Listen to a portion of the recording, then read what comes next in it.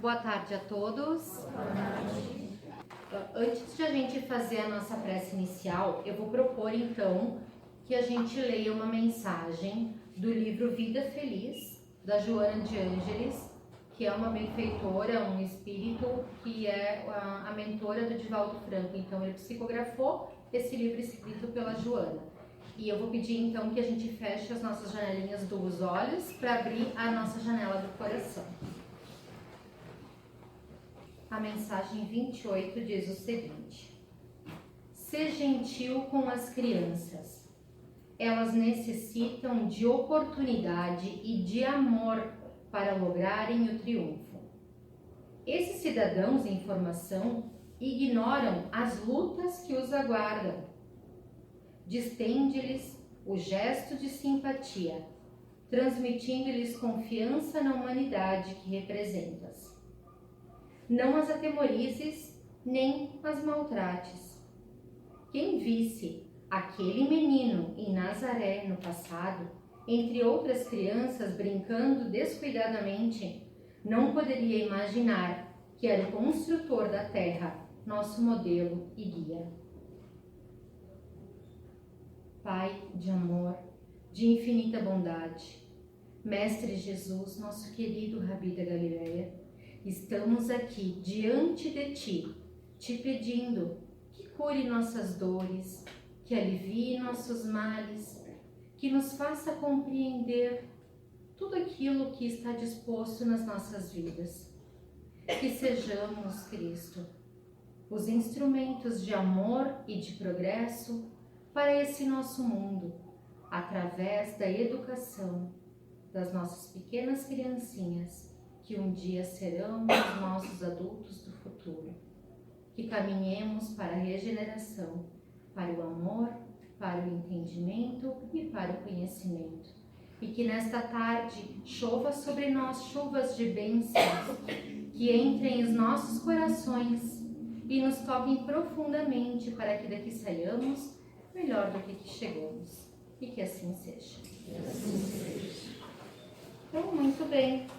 Então, o tema que foi proposto para essa tarde, vinde a mim os pequeninos. Então, hoje a gente vai abordar a importância da infância, a importância do cuidado que a gente deve ter com as nossas crianças, da educação moral e espiritual delas, para que elas se tornem os agentes de mudança no futuro, para que elas possam melhorar a nossa base, o nosso mundo em que a gente está vivendo hoje, né? Eu acredito que a maioria das pessoas aqui já tem ouvido falar dessa passagem de Jesus, quando Jesus disse, vinde a mim as criancinhas ou os pequeninos e não os impeçais. Essa passagem ela está no livro de Mateus no capítulo 19 e no livro de Marcos no capítulo 10. Então, ela fala de um momento em que Jesus acolhe um grupo de criancinhas que estava chegando até ele, e os discípulos estavam impedindo, né, essas crianças de chegarem até ele. Então, essa é a história que conta.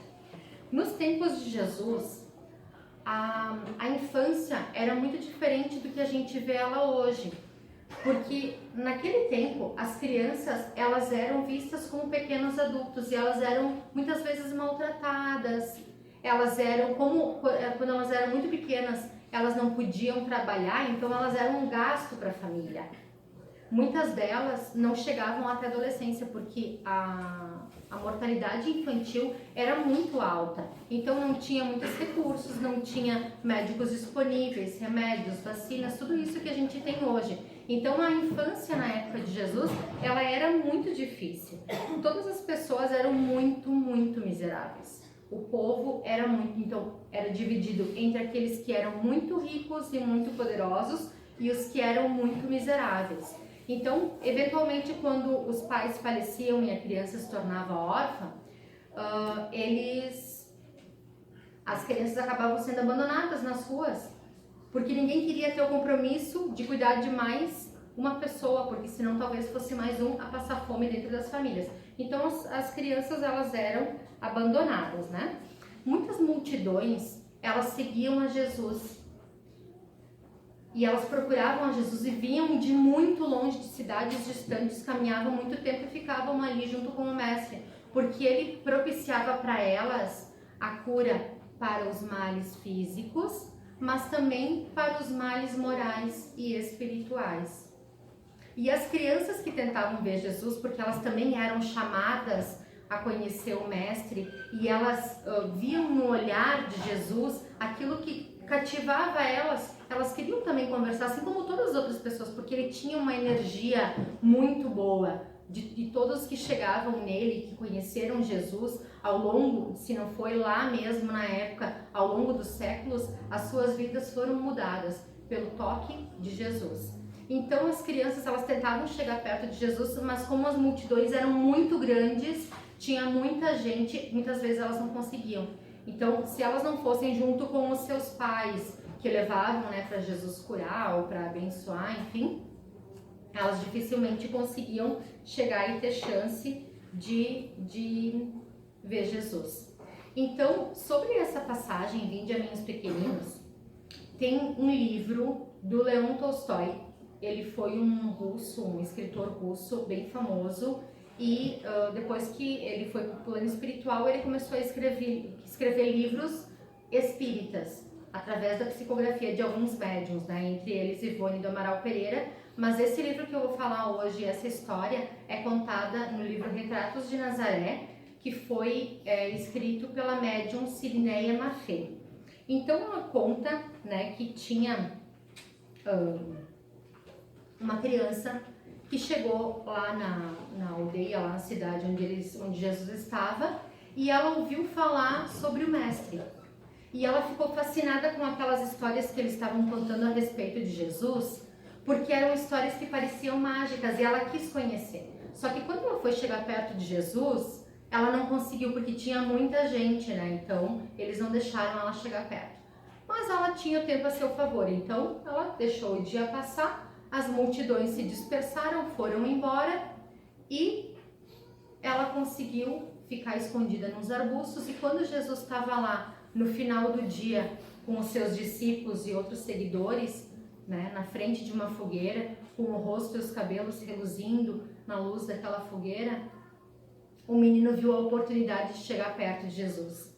Então ele saiu correndo e sentou no colo de Jesus e se acomodou. E Jesus sorriu para ele. Mas os discípulos disseram: nossa, quem que é essa criança que está ali? Não, o dia foi tão tumultuado, Jesus está cansado, tinha muita gente para atender naquele dia, né? Vem essa criança importunar Jesus, e foram lá tirar, né? Sai, moleque, sai para lá. Só que daí Jesus disse para eles: deixem vir as minhas criancinhas e não as impeçais. Depois ele tem mais um contexto em que ele faz uma relação entre as crianças, né, a pureza das crianças e a pureza que nós precisamos ter nos nossos corações para a gente adquirir o reino dos céus. Mas o que a gente vai falar hoje é especialmente sobre as crianças. Então aquele menino se aconchegou no colo de Jesus e ele viu que aquela luz não vinha só da fogueira, era uma luz que vinha direto dele, e ele se apaixonou pelo olhar e pelo encanto que Jesus tinha. Então ele passou as mãozinhas na barba de Jesus, as mãozinhas que estavam sujas, que não vinham água há muito tempo. E começou a conversar e tagarelar sem parar, e começou a falar, e Jesus começou a conversar com aquela criança e deixava ela falar. Então aquela criança contou de todas as desventuras da sua vida, da fome, de tudo que passava, né, do abandono das pessoas que não queriam acolher ela. Então falou tanto que de repente adormeceu. Esse menino, ele tinha 6 anos de idade.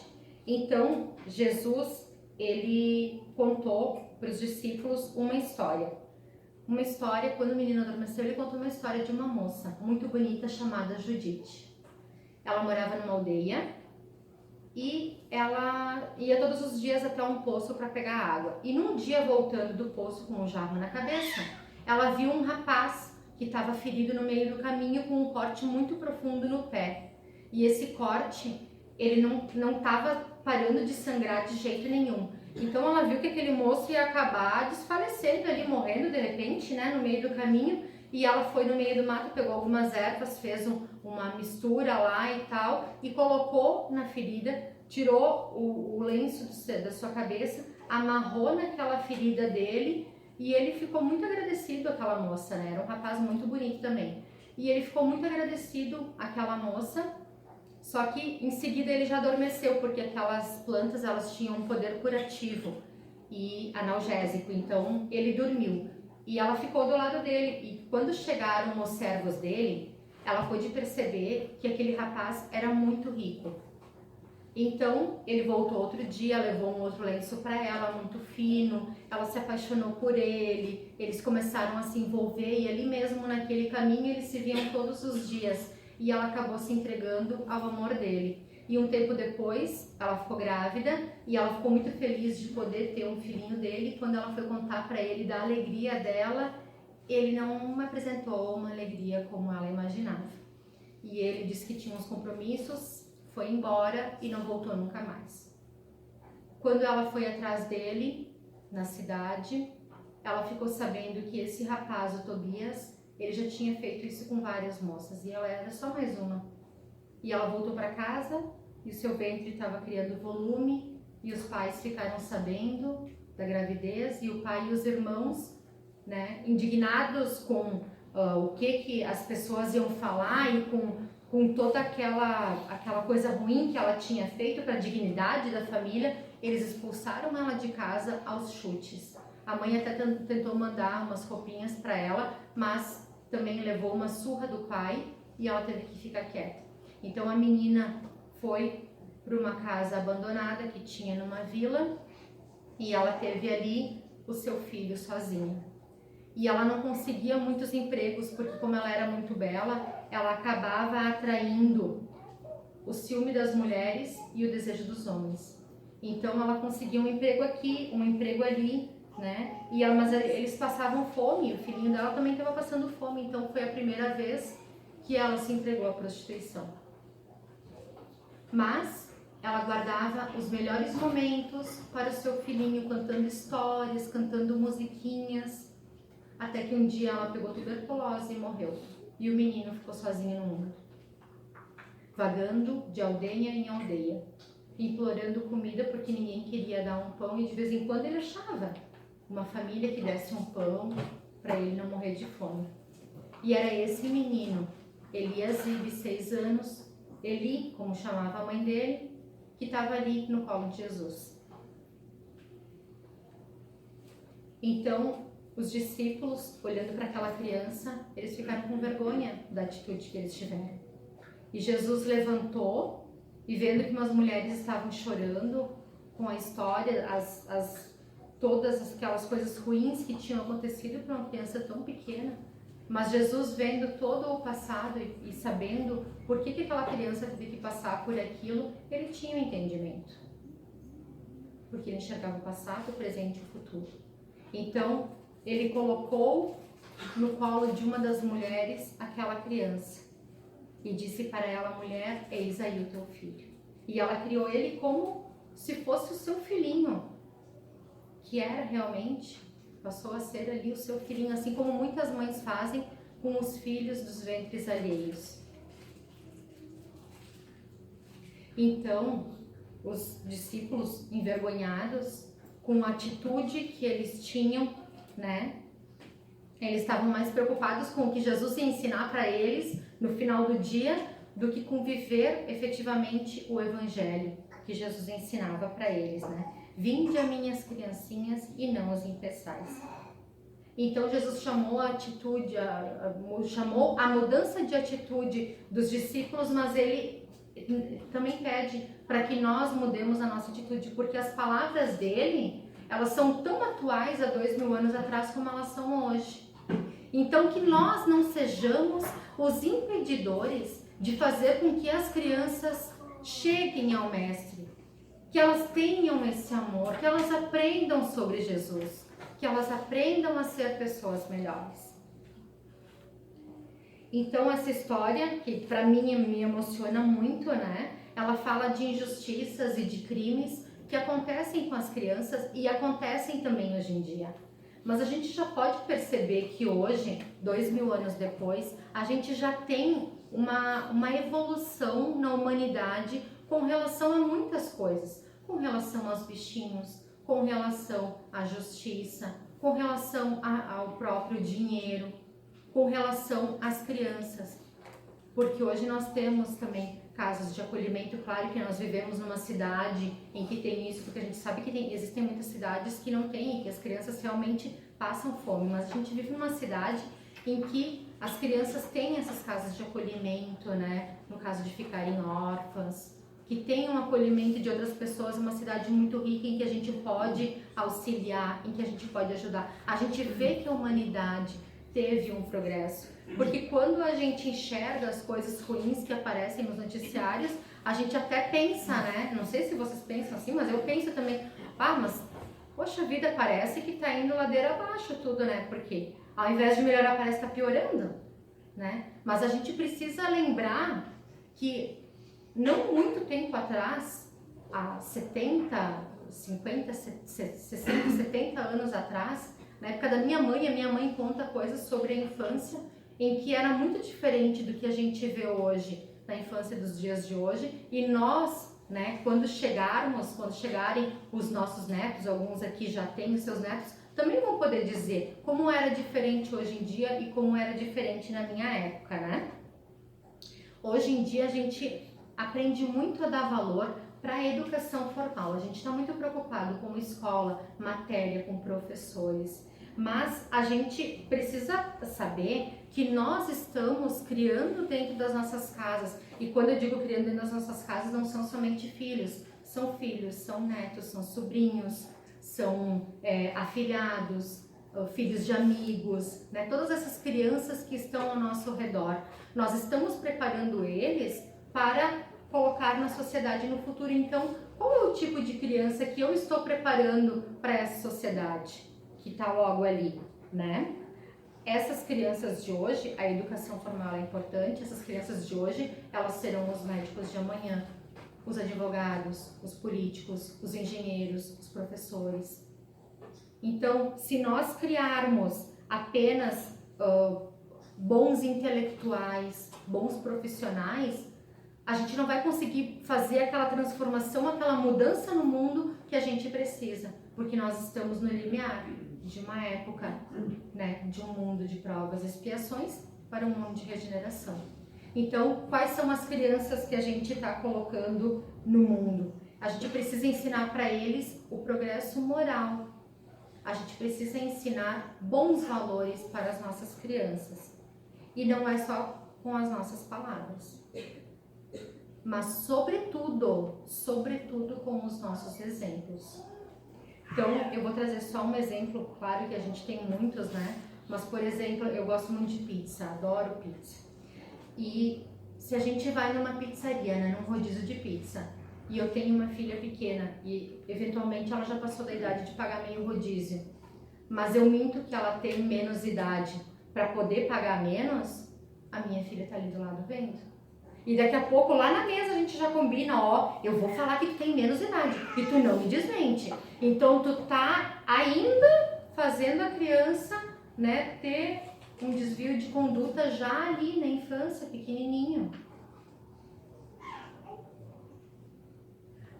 O prejuízo moral que essa criança vai levar consigo é muito maior do que aquilo que a gente conseguiu ter, né, se dar bem perante o dono da pizzaria. Porque hoje somos nós, né, a nossa relação com o dinheiro de querer se dar bem, a relação de passar o dono da pizzaria para trás, mas amanhã vai ser a relação que os nossos filhos, que as nossas crianças tiverem com os recursos e o dinheiro público. Com as coisas, com a maledicência, com os roubos, com todas as coisas imorais que a gente vê que os jovens e os adultos acabam cometendo, né, por aí. E não é fácil educar. Inclusive, não é nada fácil educar, e eu falo por mim, eu tenho uma filha de 9 anos e uma adolescente de 15. Não é fácil educar. E a gente chora e a gente sofre porque às vezes a gente acha que a gente está agindo errado. A gente faz tudo por eles, a gente faz o melhor por eles. Né? A gente busca fazer o melhor por eles. Trazer, né, bons exemplos para que eles sejam, porque a gente não está criando bons profissionais, a gente precisa criar homens e mulheres de bem. Porque homens e mulheres de bem lá na frente, eles serão também bons profissionais. No Evangelho segundo o Espiritismo, no capítulo 17, no item 3, diz assim: o verdadeiro homem de bem é o que pratica a lei da justiça, amor e caridade na sua maior pureza.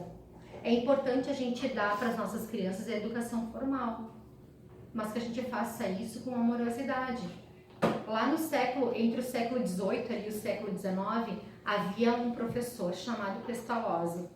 E ele começou a perceber que as crianças aprendiam mais se elas fossem tratadas com amor, de forma lúdica, se elas fossem ensinadas com alguma brincadeira, porque o ensino da época ele era muito rigoroso e era meio imposto assim para as crianças. Então ele começou a perceber isso, e a forma como ele fez na instituição de ensino que ele tinha na Suíça mudou a forma de ensino como nós hoje aprendemos nas nossas escolas, porque a forma de ensino foi copiada por toda a Europa, pela Ásia, na América, inclusive aqui no Brasil.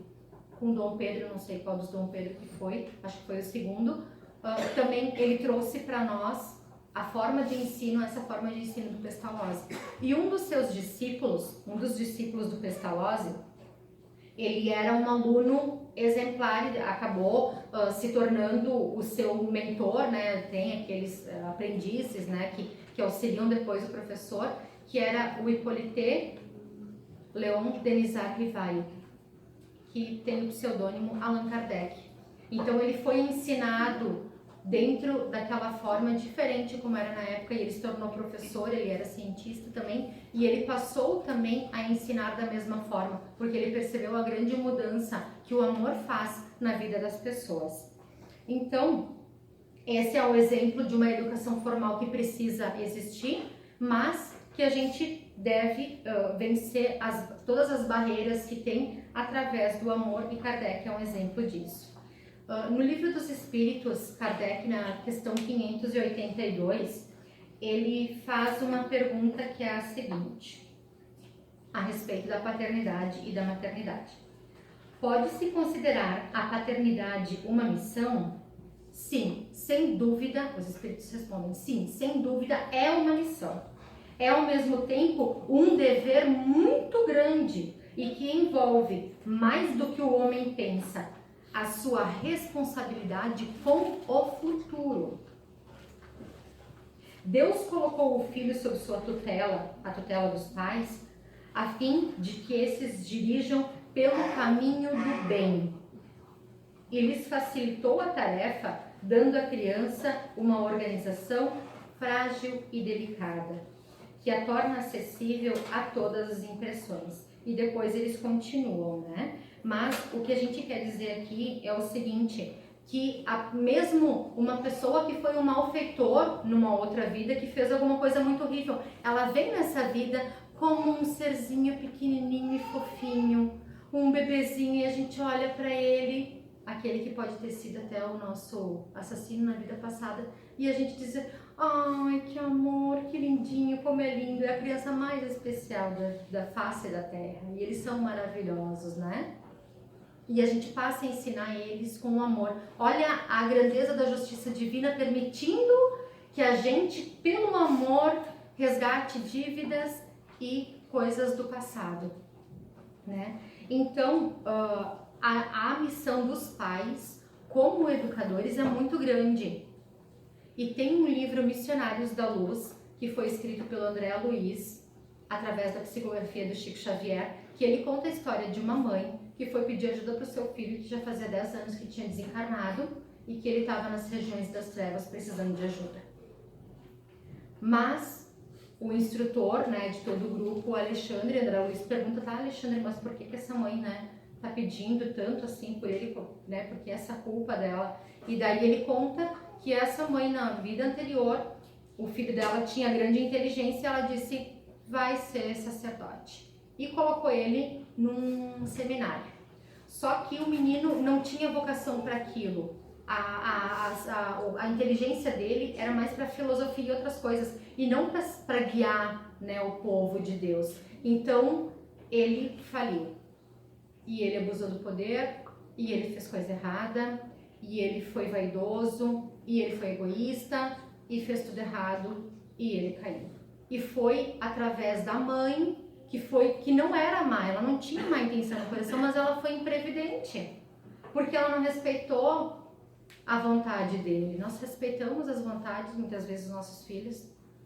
Às vezes a gente não pode respeitar a vontade deles, porque às vezes a vontade deles vai ser algo prejudicial para eles. Então a gente tem que, né, cortar e tem que instruir e tem que trazer para a casa espírita e tem que trazer para evangelização. E se não for na evangelização na casa espírita, que seja na escolinha dominical, que seja na catequese, porque muitas vezes no dia a dia corrido, a gente não tem condições, a gente não tem tempo de dar essa educação espiritual para as nossas crianças em casa. Então a gente tem que permitir.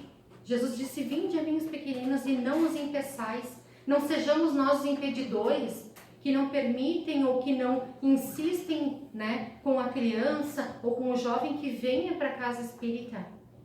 Às vezes eles precisam de um tempo de adaptação na evangelização. Fica ali do lado dele, né? Instiga, pede o que foi que aprenderam, né? Elogia, é importante esse aprendizado. Nós temos aqui na nossa casa evangelização desde o ventre materno até os 23 anos de idade. E depois disso a gente tem os grupos de estudo até que a pessoa consiga viver, né?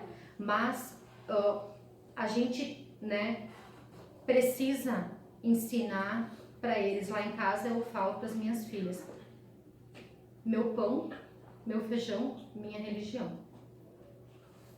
Porque elas ainda não têm condições, depois quando elas forem maiores, que elas tiverem condições de seguir pelas próprias, se elas não quiserem continuar no espiritismo, ok, tudo bem, mas a gente deu para elas, a gente permitiu, a gente semeou essa sementinha dentro delas, que não vai ser só para essa encarnação, porque de repente não germine aqui, mas elas vão levar impressas no espírito delas para de repente muitas outras vidas. Todos esses ensinos morais, todas essas coisas boas. E eu já passei do tempo, então vamos concluir aqui que, como Jesus disse, né? Vinde a mim, os nossos pequeninos, que nós sejamos. Ele colocou essas crianças no nosso colo e disse, eis aí o teu filho.